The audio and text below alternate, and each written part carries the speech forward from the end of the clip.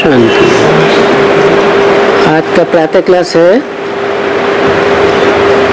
17 मार्च 1966। गुरुवार को रिकॉर्ड चला है। ओम नमो शिवाय।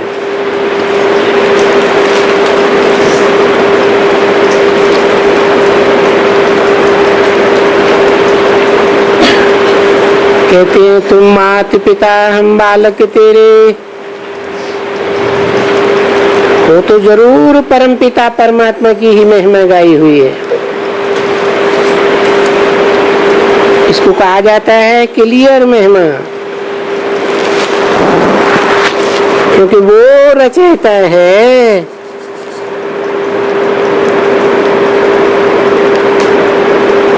वेद का रचयिता है। लौकिक माता पिता भी रचयिता है, परंतु वो तो हद के रचयिता है। उनको भी माता पिता कहा जाता है। फिर पारलौकिक को भी ऐसे ही कहा जाता है। तुम माता पिता हम बालक तेरे, तुम्ही हो बंधु सहायक फलाना। उसकी बहुत महिमा है। लौकिक माँ बाप की इतनी महिमा नहीं होती है कि तुम बंधु भी हो सहायक भी हो फलाना फलाना, कुछ भी नहीं। तो अभी ये महिमा किसकी हुई? तुम माता पिता हम बालक तेरे, ये हुई परम पिता परमात्मा की। उनकी महिमा अलग है, इसलिए जरूर उनमें जो महिमा है शिव बाबा की महिमा कोई थोड़ी नहीं है। शिव बाबा की तो देखो बाप ने बहुत ही समझाया है। बच्चे भी उनकी महिमा करते हैं कि ज्ञान का सागर है। अंग्रेजी में कहा जाता है नॉलेजफुल, यानी उसमें ज्ञान है।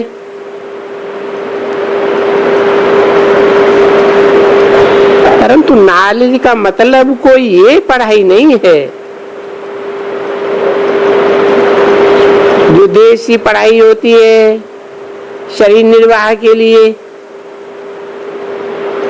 जबकि ज्ञान सागर कहा जाता है, नॉलेजफुल कहा जाता है, तो जरूर उनमें ज्ञान की नॉलेज बहुत है।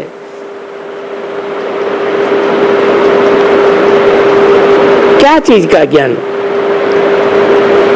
सारे सृष्टि का चक्कर कैसे फिरता है उसको कहा जाता है ज्ञान। वो सब कुछ तो जानते हैं, ये सारी नॉलेज उनमें है।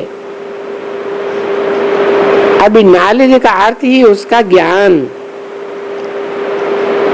ज्ञान का सागर। फिर उनको देखो पति तो पावन भी कहते हैं। अभी पति तो पावन कृष्ण को तो नहीं कहेंगे कोई भी।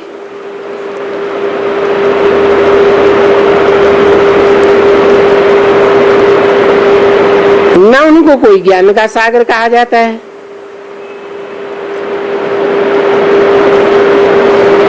उनकी महिमा तो बिल्कुल न्यारी है।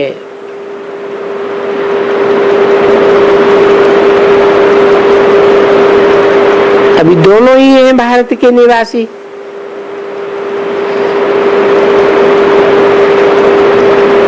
शिव बाबा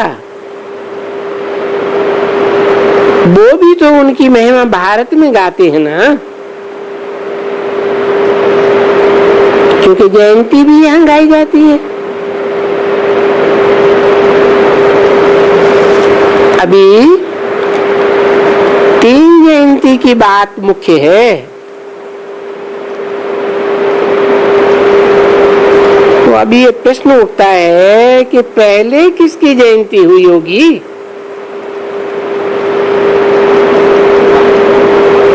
शिव की जयंती हुई होगी या श्री कृष्ण जयंती हुई होगी, या उनके बाद गीता जयंती हुई होगी? देखो, ये बात बच्चों की बुद्धि में रखना होता है, क्योंकि बाप को ही भूल गए हैं। अब शिव जयंती, कृष्ण जयंती और गीता जयंती, ये मुख्य जयंतियां यहाँ भारत में मानते हैं।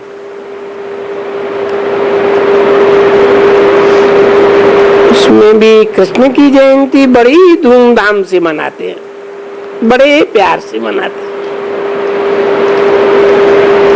और शिव की जयंती का कोई पता ही नहीं है।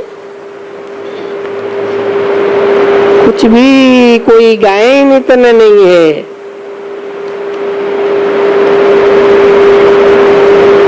कॉलेज वगैरह बंद, क्योंकि उनकी जयंती, उनकी बायोग्राफी को कि उसने क्या करके किया कोई को भी पता ही नहीं है। उसने क्या करके किया, तो बहुत ही चटपटी लिखी बातें लिखी हैं। गोपियों को चुराया, चीरहरण किया, फलाना किया, उनकी तो ढेर बातें लिखी हैं। कृष्ण के चरित्रों की तो एक मैगजीन ही निकलती है। तुम देखते हो, यहाँ आती है एक, उसमें कृष्ण ने ये किया, कृष्ण ने वो किया, सारे ही कृष्ण के चित्र। किसको मारा, किसको क्या किया, गोपियों को फलाना किया। शिव बाबा की कोई मैगजीन है ही नहीं, उनके कोई भी चरित्र का पता नहीं है एकदम। अच्छा, अभी दोनों के लिए पता तो भारतवासियों को है नहीं कि भला शिव जयंती कब, फिर कृष्ण जयंती कब और गीता जयंती कब। अगर कृष्ण जयंती कहते हैं तो जरूर कृष्ण जब बड़ा हो, बचपन तो दिखाते हैं कि उनको टोकरी में डालकर ले गए।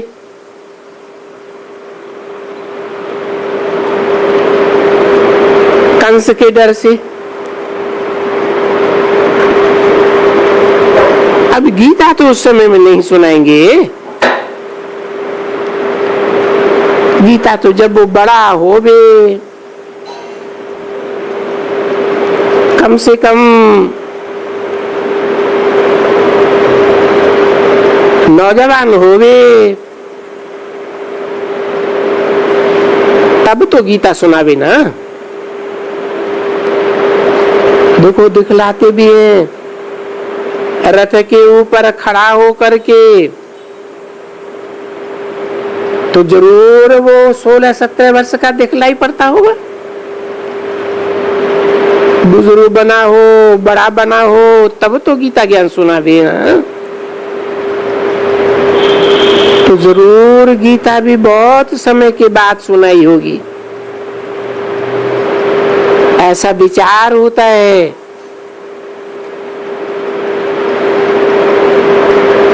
फिर अभी शिव ने क्या किया यहाँ,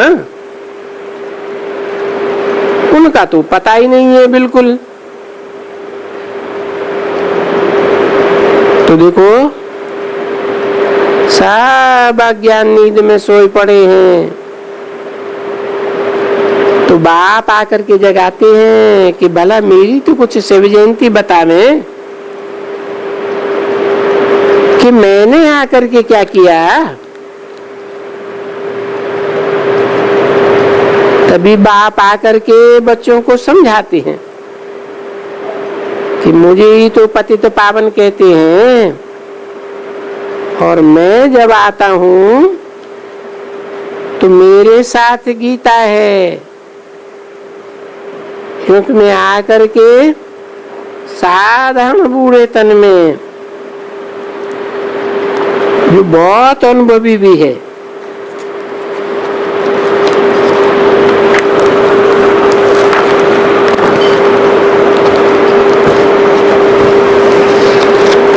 गीता वगैरह सब पढ़े हुए हैं।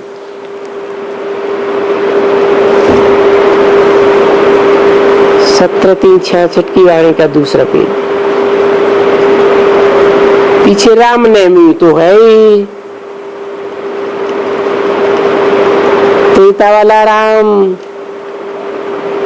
उसके पीछे हुई उसकी जयंती, क्योंकि इस समय में जो कुछ हो जाता है पीछे उनकी जयंती मनाई जाती है। अभी इस समय में बाप बैठ करके सबको समझाते हैं कि पीछे तो कोई जयंती किसी की होती नहीं है, क्योंकि सूर्यवंशी वर्षा लेते हैं, चंद्रवंशी वर्षा लेते हैं। वहां दूसरे कोई की भी आने की या किसी की भी कोई महिमा है ही नहीं, सिर्फ वो राजाएं हैं, उनका कॉरोनेशन मनाते होंगे, और उनका क्या मनाएंगे। वर्ष में तो सबकी होती है। सोते यहाँ आजकल सबकी बर्थडे मनाते हैं। चलो सूर्यवंशी राजाई चली, उसमें दूसरों की कोई महिमा की तो बात ही नहीं है, ऐसी कोई बात हुई ही नहीं। सुख का राज्य सतयुग त्रेता में चलाया, तो अभी ये तुम बच्चों को बैठ करके रियलाइज कराते हैं, यानी समझाते हैं, बुद्धि में ले जाते हैं कि कैसे तुम्हारा राज्य स्थापन हुआ था। कल्प कल्प के समय पर मैं संगम में आता हूं, क्योंकि मैं आऊंगा भी समय पर। पतित पावन जो कहे जाते हैं तो संगम ही होता है।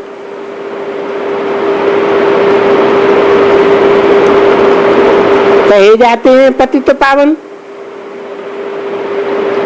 तो जरूर एवर प्योर और एवर इम्प्योर का संगम होगा। कलयुग का अंत, पतित सतयुग की।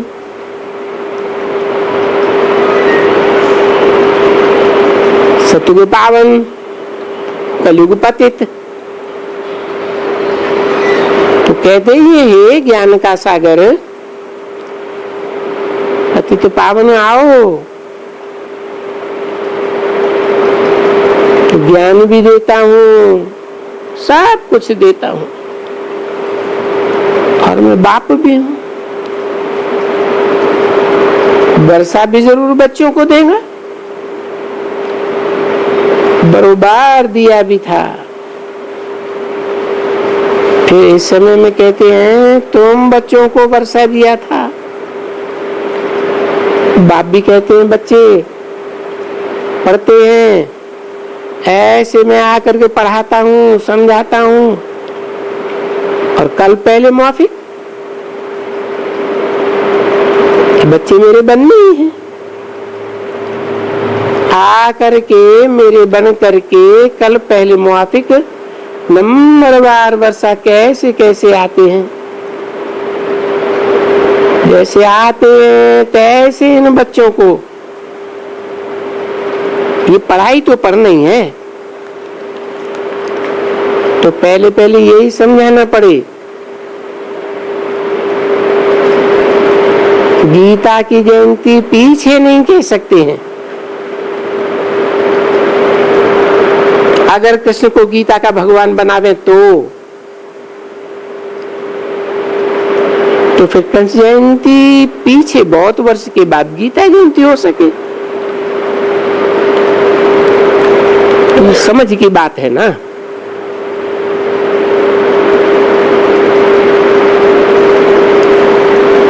बाप कहते हैं शिव जयंती के बाद फट से है गीता जयंती।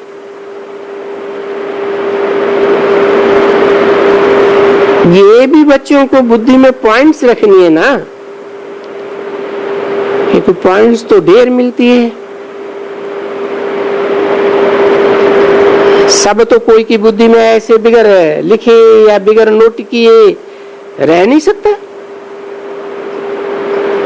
हाँ, तो कोई बच्चे ऐसे भी हो सकते हैं जो नोट करते हैं, परंतु बाबा को समझते हैं ये जो बैठ करके रथ है जो नजदीक में है, ये भी कहते हैं देखो मैं तो कुछ पॉइंट लिखता नहीं हूं। अभी मैं खुद भी कहता हूं, वो भी कहते हैं देखो मैं तो कुछ पॉइंट्स लिखता नहीं हूं। सभी पॉइंट सभी समय याद आवे ये बड़ा मुश्किल है। इसलिए मुख्य मुख्य पॉइंट्स कैसे देते हैं, ये एक तो उनको हमेशा दो बाप का बैठकर समझाओ, ये पॉइंट है जो कल पहले देता हूं, वो ही आकर के राजयोग का ज्ञान देता हूं, योग भी सिखलाता हूं। योग किस लिए सिखलाता हूं? क्योंकि अभी ऐसा योग तो और कोई सिखला ही नहीं सकेगा ना। ये है भारत का प्राचीन राजयोग। और किसने सिखलाया? देखो अभी शिव बाबा का तो नाम ही नहीं है, तो उसने राजयोग सिखलाया। एक तो कहते हैं गीता वाले कृष्ण ने समझाया सिखलाया, पीछे कोई पतंजलि का नाम लेते हैं, कोई फलाना ऋषि। ऐसे कोई नहीं कहते हैं कि शिव बाबा ने सुनाया, राजयोग सिखलाया, क्योंकि कोई को मालूम ही नहीं है। तो बाप बैठ करके अच्छी तरह से बच्चों को समझाते हैं कि बच्चे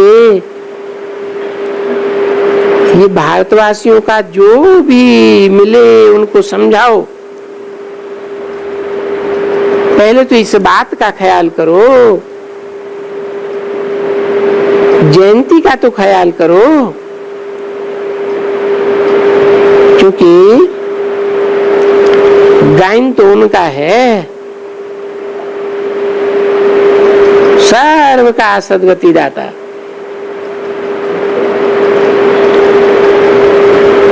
अंग्रेजी में भी तो कहा जाता है, उनको कहा जाता है लिबरेटर, गाइड। तो वहां वापस जाने के लिए गाइड तो चाहिए ना। आत्मा को गाइड के रूप में परमात्मा चाहिए। फिर वो परम आत्मा भी तो है। वो बोलते हैं जैसे मनुष्य का गाइड मनुष्य होता है, ले जाता है यात्रा पर, वैसे आत्मा का गाइड फिर आत्मा ही चाहिए ना। तो अभी वो गाइड कौन सी आत्मा हो सकती है? किसकी आत्मा होगी? तो जरूर सुप्रीम आत्मा होगी। शिव बाबा की ही आत्मा ठहरेगी। बाकी तो जो यहाँ ये मनुष्य हैं वो तो पुनर्जन्म लेते रहते हैं। वो तो यहाँ के यहाँ ही पतित हो जाते हैं। तो इन पतितों को पावन करके फिर वापस कौन ले जाएगा? तो बाप बैठ करके समझाते हैं, देखो मुझे बुलाते हैं और मैं आता हूं और आकर के पावन बनने की युक्ति सिखलाता हूं कि मुझे याद करो।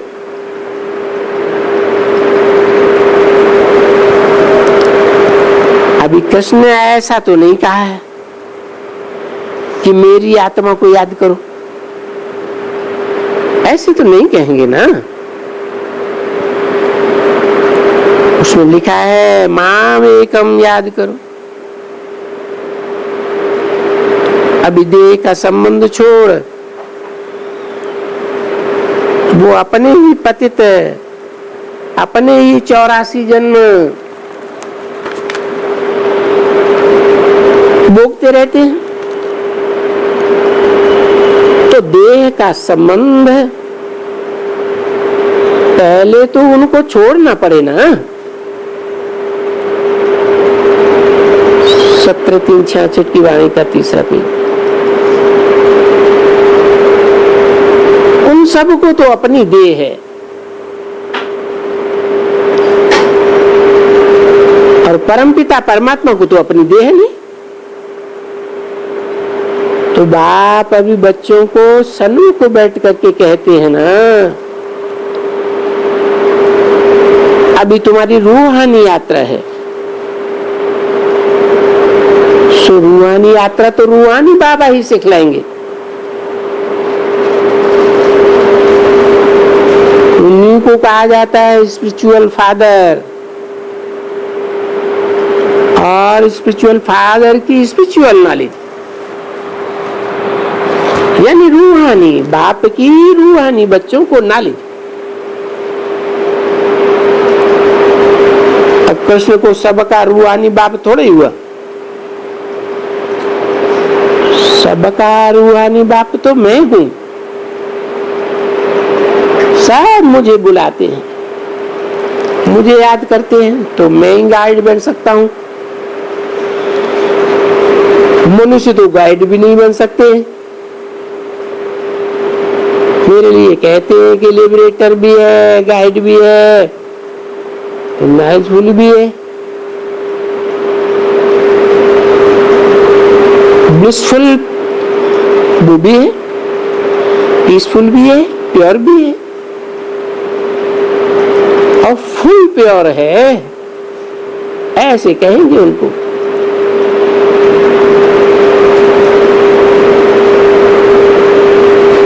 तुम बच्चों को,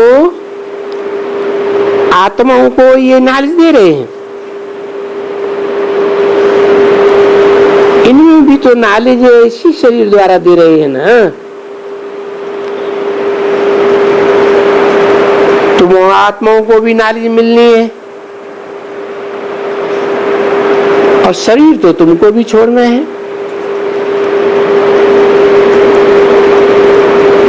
तुम इस शरीर द्वारा नॉलेज ले रहे हो। बाप कहते हैं कि मैं इस शरीर द्वारा तुम आत्माओं को नॉलेज दे रहा हूं। इसको ही कहा जाता है, बस ये एक ही दफा ऐसी नॉलेज होती है,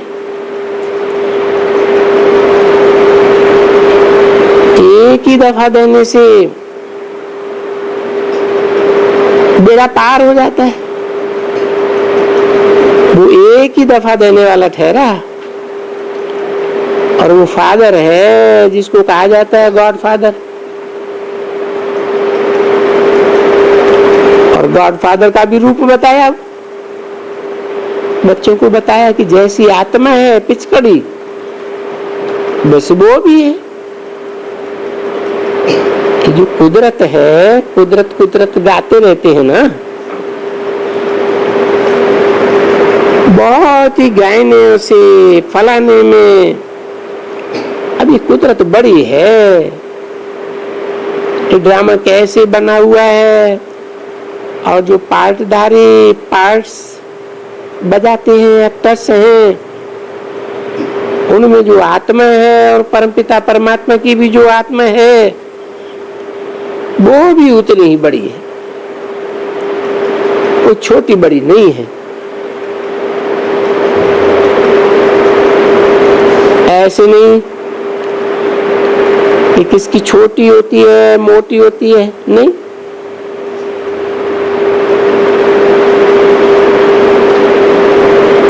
तो ये है कुदरत कि एक इतनी सी स्टार में ये 84 जन्म का पार्ट भरा हुआ है। क्योंकि है बाप को भी जन्म, बहुत पार्ट है। क्योंकि जब भक्ति मार्ग हो तभी वो तुम्हारी सर्विस करते हैं। अच्छा, सिर्फ जब सुख में हो तब तो शांत में है, बाकी तुम्हारी आत्मा उनमें तो जैसे कि सबसे जास्ती पार्ट भरा हुआ है 84 जन्म का, और अभी 80 पार्ट। इसको कहा जाता है कुदरत। बस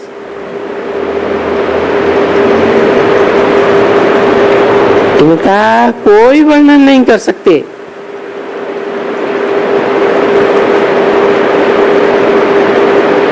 ये लड़ाई बड़ाई कैसे करें? नहीं, इसमें ड्रामा, ये छोटा सा बीज, छोटी सी चीज, वो तो मनुष्य बैठ करके नाटक करते हैं। और ये नाटक आत्मा में कैसे भरा हुआ है? ये कुदरत है। ये जब बात कोई सुनेंगे तो इसमें बहुत बंदर खाते हैं। ये है तो जरूर बरोबर ना, क्योंकि ये ड्रामा भी बरोबर बनाया हुआ है और बरोबर आत्मा ही पार्ट बजाती है। आत्मा है भी बिल्कुल स्टार के मिशन, और उसमें ये अविनाशी पार्ट रुझा हुआ है 84 जन्मों। इस पार्ट में कभी भूल चूक तो हो ही नहीं सकती है, कदाचित भी नहीं। जो भी जिसकी एक्टिविटी है वो 84 जन्म एक्यूरेट भोगता है।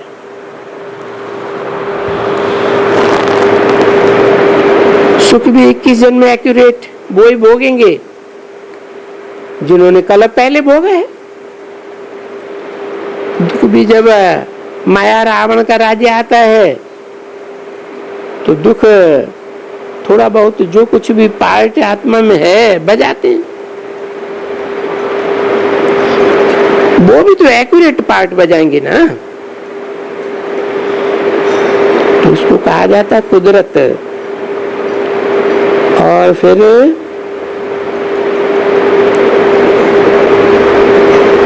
बाप भी एक्टर है,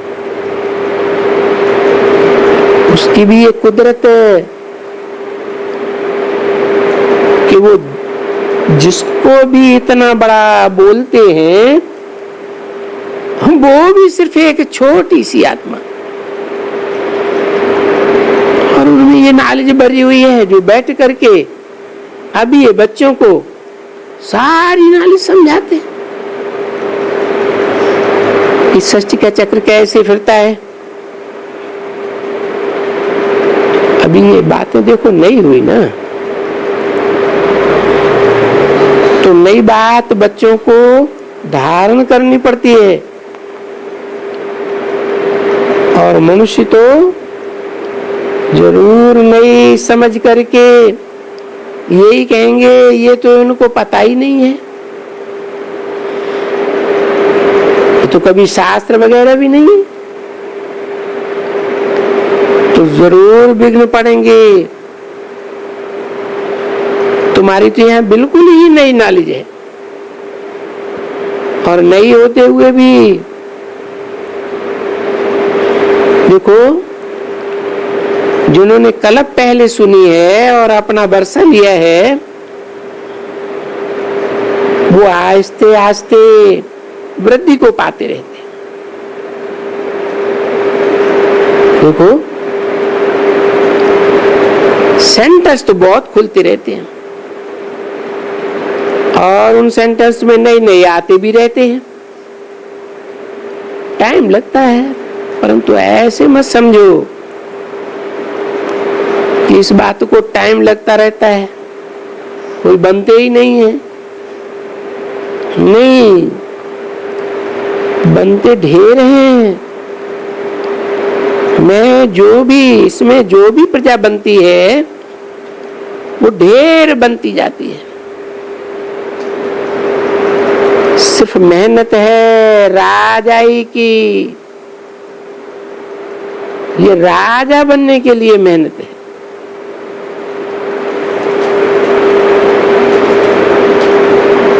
उस राजाई की पढ़ाई में बड़ी मेहनत लगती है, क्योंकि विश्व का मालिक बनना ये ऊंची ऊंची पढ़ाई है,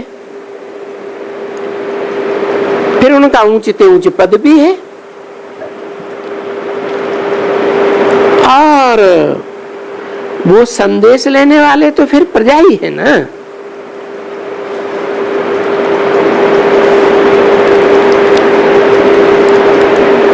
ये तो राजा मालिक बनना है ना।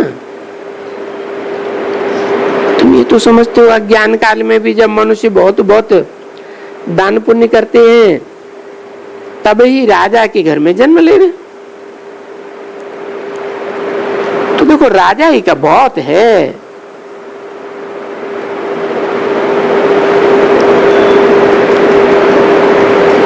मेहनत की बात है, प्रजा तो बहुत है। तो जरूर ड्रामे में पार्ट फिर अज्ञान काल में भी राजाओं का है, जो बहुत दान पुण्य करते हैं, तभी बड़े घर में बहुत पैसा खर्च करते हुए।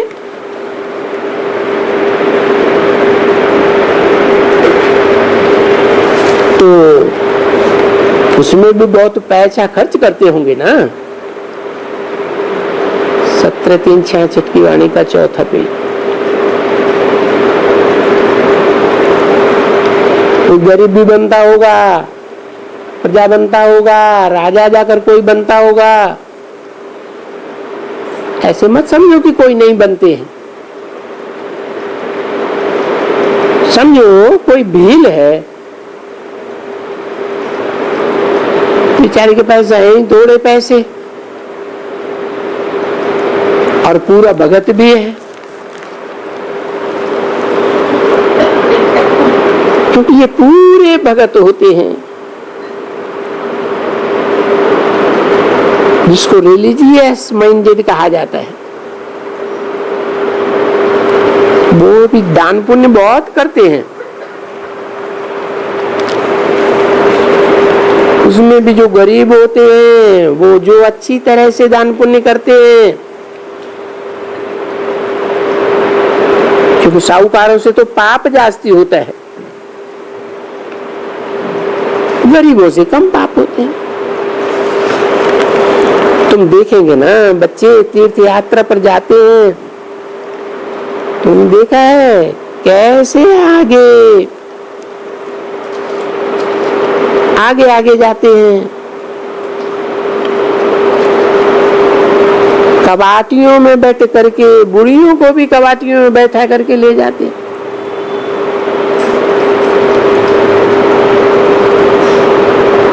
तो श्रद्धा वाले पैदल जाते थे, और कोई तो घोड़े और गाड़ियों में भी जाते थे,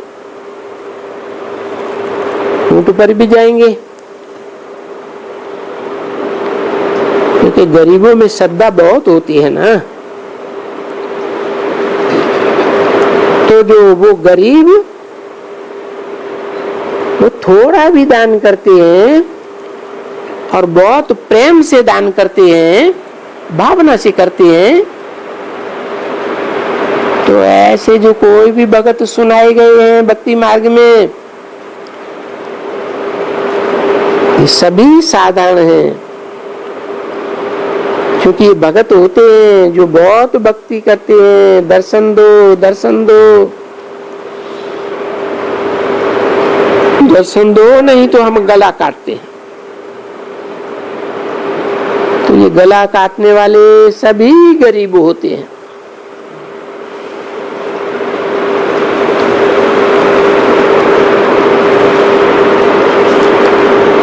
ऐसे गला काटने वाले कोई साहूकार नहीं होते हैं।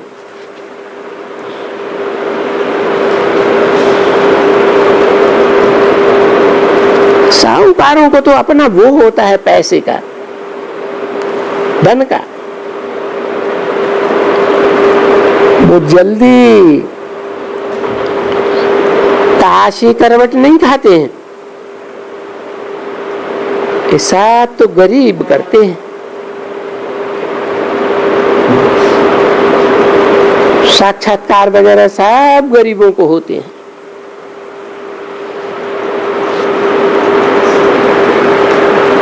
वो फिर दान पुण्य भी जास्ती करते हैं। देवताओं के आगे जाकर सब कुछ दान पुण्य करते हैं। तो फिर वो ही जाकर के राजाएं भी बनते होंगे, क्योंकि पैसे वालों का कोई सुख है ना, उनको तो सुख मिलता ही है, और गरीबों को तो सुख मिले ही कहां से। अभी भक्ति मार्ग में भी गरीब जाकर के दान पुण्य करते हैं तो राजपद पाएंगे, और वो होता तो है एक जन्म के लिए, सो भी अल्पकाल क्षण भंगुर सुख होता है। और यहाँ तो देखो गरीबों को भी मिलता है 21 जन्म के लिए सुख, तो भी तुम देखते हो एक गरीब जास्ती हैं, वो सब पिछाड़ी में आएंगे। जब अभी हिस्ट्री और बाबा जो समझाते रहते हैं कि ये समझना चाहिए कि भारत जो इतना ऊंचा था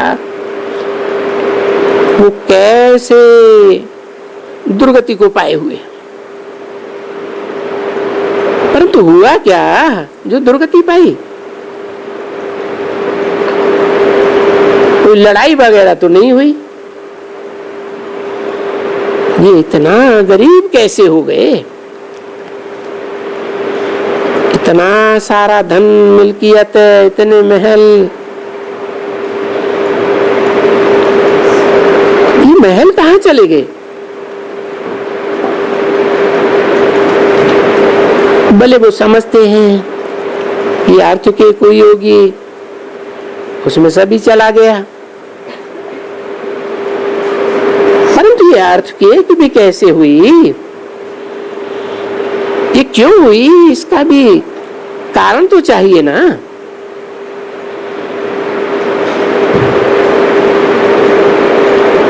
कारण चाहिए कि रावण का राज्य कब स्थापन होता है। तो जब रावण का राज्य स्थापन होता है तो जरूर हाहाकार होगा।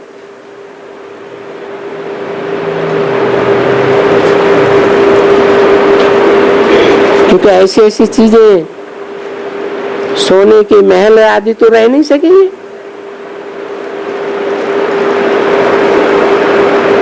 आयु तो सभी चीजों की होती है,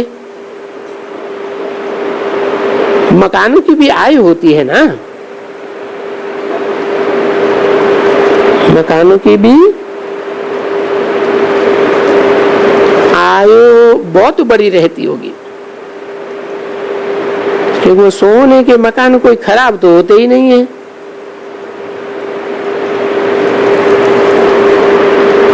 चांदी के बनते होंगे। देखो ये ताजमहल है मार्बल का, कितनी उनकी बड़ी आयु होती है। या बड़े बड़े जो मुसलमानों के बने हुए हैं या किसी के बने हुए हैं, तो अभी तक देखो उनकी कितनी बड़ी आयु है, क्योंकि बहुत मजबूत बने हुए हैं। तो सोने के तो और ही मजबूत बने होंगे।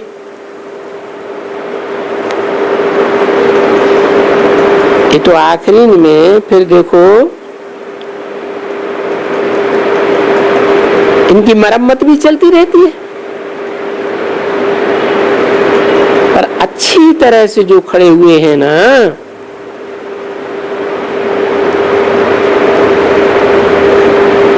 ये ताजमहल जो है ना, वो ऐसे कोई जाने वाला नहीं है।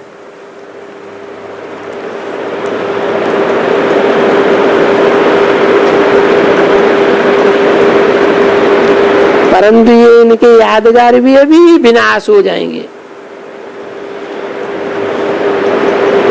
क्योंकि ये रहेंगे नहीं।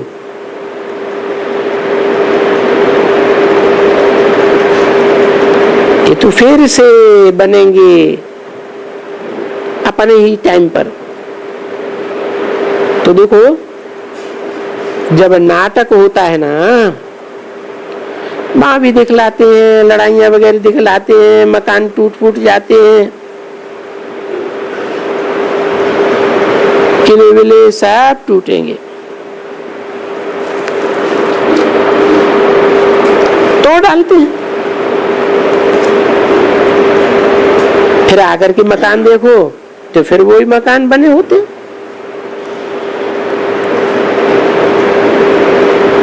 वो ऐसी ऐसी चीजों का जो भी बनाते हैं, उस समय में देखने में जाते हैं,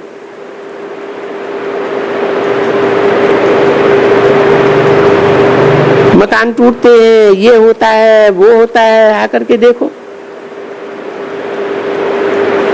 तो फिर वही मिले, वही किले, वही बात, वही सब चीज होती है। तो देखो इन नाटक वालों की सारी बनावट ही ऐसी होती है, उनको फिर से बनाना पड़ता है ना, टूटती है तो फिर बनाते हैं। ये भी ऐसे ही है कि जो खत्म हो गए हैं कुछ भी नहीं है। देखो दिलवाला मंदिर में टूटेगा तो फिर बनाना पड़ेगा ना, ऐसे तो नहीं होता है कि कहां से निकल आएगा। तो वैसे ही फिर सब स्वर्ग का समय होगा, तो जैसे कल पहले बनाया होगा ऐसे ही बनाएंगे। ऐसे तो नहीं है कि साक्षात्कार से बनाएंगे।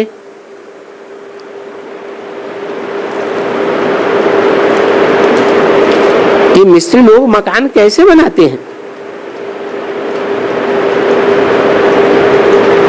कोई साक्षात्कार से तो नहीं बनाते हैं। बाकी हाँ ये जरूर है कि बनाएंगे जरूर। ये बनाएंगे वो तुमको साक्षात्कार होता है कि वहां के महल कैसे बने हुए थे, सो भी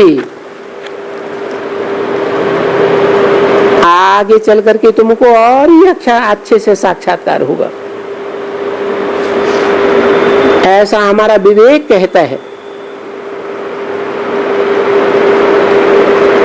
कि बात समझ में तो आती है ना,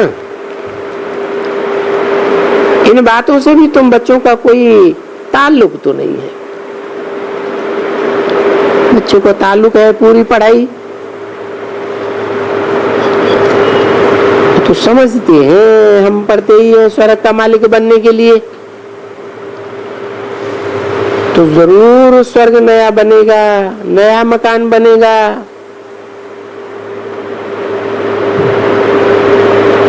स्वर्ग पास्ट हो गया है और कोई एक दफा थोड़ा ही पास्ट हुआ है।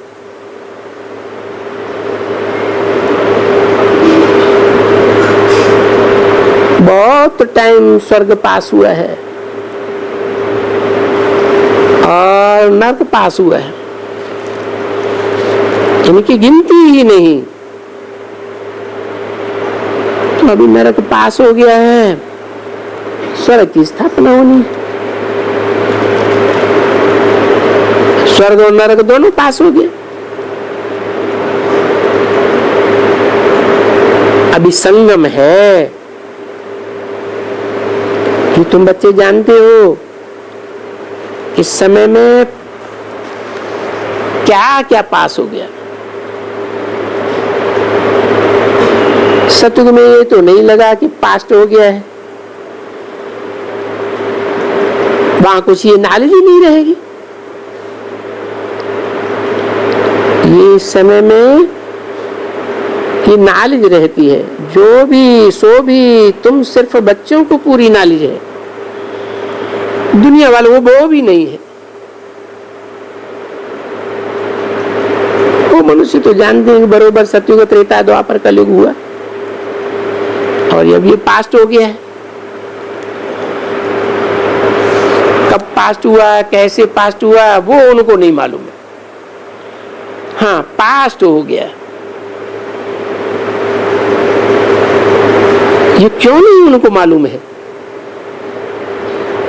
वो जानते हैं, समझते हैं कि बरोबर ये पास्ट में पैराडाइज था, ये लक्ष्मी नारायण का राज्य था, पर वो कब हुआ, कैसे हुआ, वो उनको मालूम नहीं।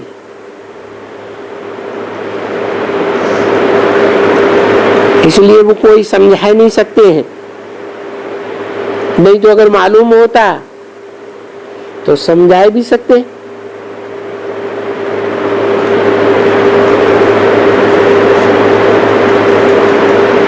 ये लक्ष्मी नारायण कैसे, ये लक्ष्मी नारायण का राज्य कैसे हुआ, इनको किसने दिया, कोई को मालूम नहीं। अभी तुम बच्चों को मालूम है कि श्री लक्ष्मी और नारायण को सतयुग में ये राज्य कैसे मिलता है, इन्होंने कैसे प्राप्त किया, दिया किसने। ये इनहेरिटेंस किससे आया, इनके आगे से ये कुछ भी था नहीं, ये ठिक्कर ठोबर था। तो ये नारायण ने कैसे पाया? तो देखो, ये खुद जाकर के बनाते हैं। यहां से पढ़ाई पढ़ करके लायक बन करके फिर वहां बनाने के लिए आगे ही जाकर के आप ही बना देंगे।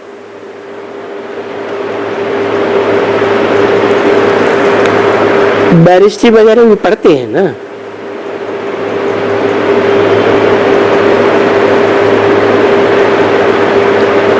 तो जब इनको घर जान बनाना होगा तो आप ही जाकर के बनाएंगे।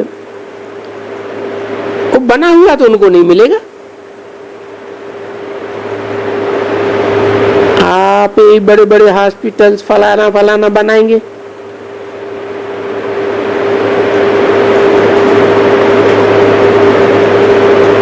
तुम्हारा धंधा तो अलग है। तुम्हारा धंधा है मनुष्यों को जो घोर अंधियारे में उनको ज्ञान में लाए करके सुजाग करो, उनको रास्ता बताओ। तुम्हारा धंधा ही ये है। रूह रूहानी हॉस्पिटल। जैसे बाबा बैठ करके प्यार से सब बच्चों को समझाते हैं,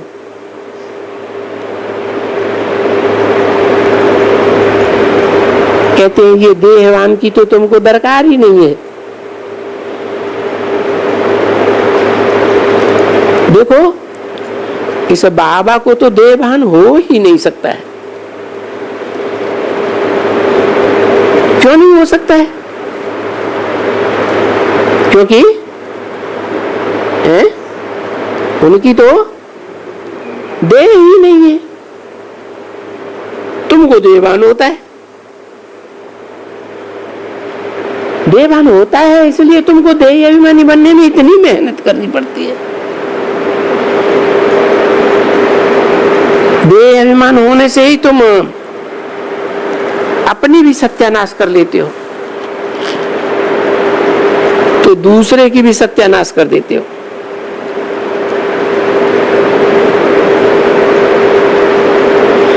देही अभिमानी बैठ करके तुम सारा राज बैठ करके समझाएंगे,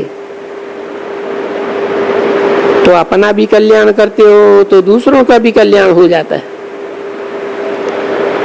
देखो बरोबर जो यहाँ अपन को देही अभिमानी समझ करके और सारा बाप का परिचय बैठ करके देते हैं, और जैसे बाप कहते हैं बच्चे तुमको गुणवान बनना चाहिए, ये जो तुम्हारा काम है, क्रोध है, फलाना क्रोध है, ये सभी चीजें देह अभिमान की हैं। पहले देह भान आता है, पीछे ये सब विकार शुरू हो जाते हैं। किसको बुरा भला कहना, किससे लड़ना झगड़ना, ये देह की एकदम बहुत नवाबी चलती है।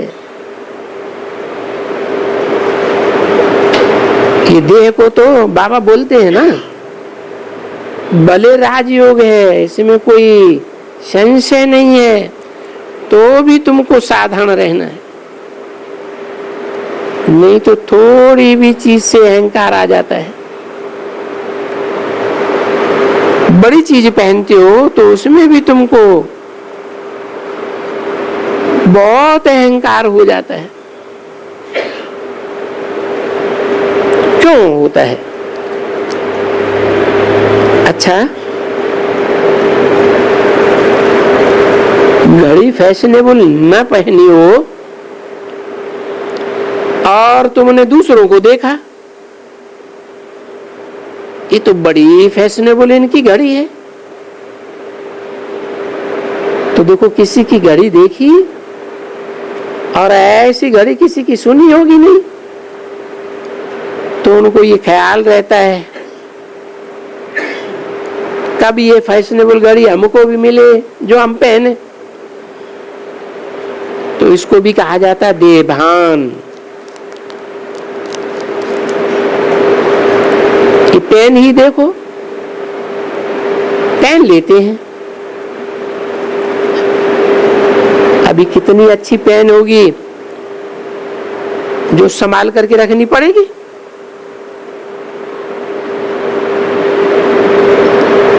मान लो रुपए 1.5 बार आने की घड़ी होगी या ये पेन होगा,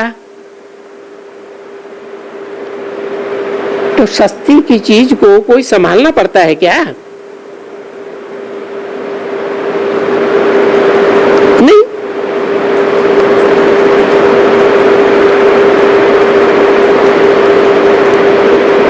अच्छा है, कोई हर्जा नहीं है, तो उसमें मोह ही नहीं जाएगा। पेन अच्छी होगी, संभालना पड़ेगा। अच्छा, संभालते हैं, संभालने में फिर पेन में मोह हो जाता है, और उसी समय में अगर शरीर छोड़ देवे तो फिर जा करके छी छी बनेगा।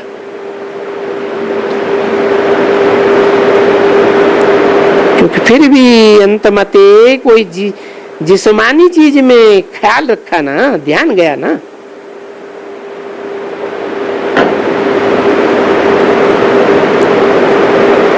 कोई जाती है, कितना एक दो को लेना देती हैं, उसने चोरी की होगी, फलाने की चोरी की होगी, तो ऐसे ख्याल आता है ना।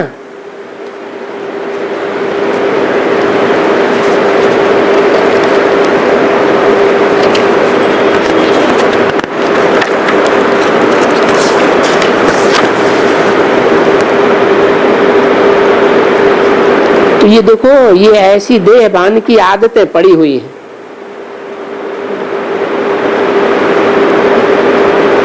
मैं पार कर पहन रखूं,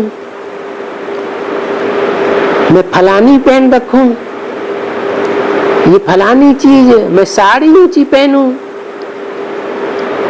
ये सभी देह अभिमान है। इनमें फिर ज्ञान की कशिश हो ही नहीं सकती है। फिर ऐसे सर्विस के बदले में और ही डिससर्विस जरूर करेंगे।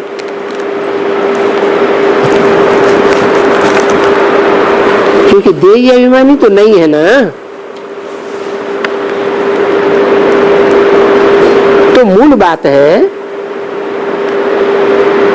ये जो मरे हैं, पतित बने हो गए, पतित बने हैं, सो देहभान के कारण है कि रावण ने आकर के देह अभिमानी बना दिया। तो इस समय बड़ा सादा रहना है। देखो ये बाबा है, सादा रहते हैं ना, कहते भी रहते हैं, नहीं तो फिर अहंकार आ जावे। अहंकार गिरता है, गिरा देता है, तो फिर गिरने को छोड़ते ही नहीं है। तो फिर समझा जाता है इनकी तकदीर में इतना ही कुछ है, देखने में आता है। अच्छा, ओम शांति।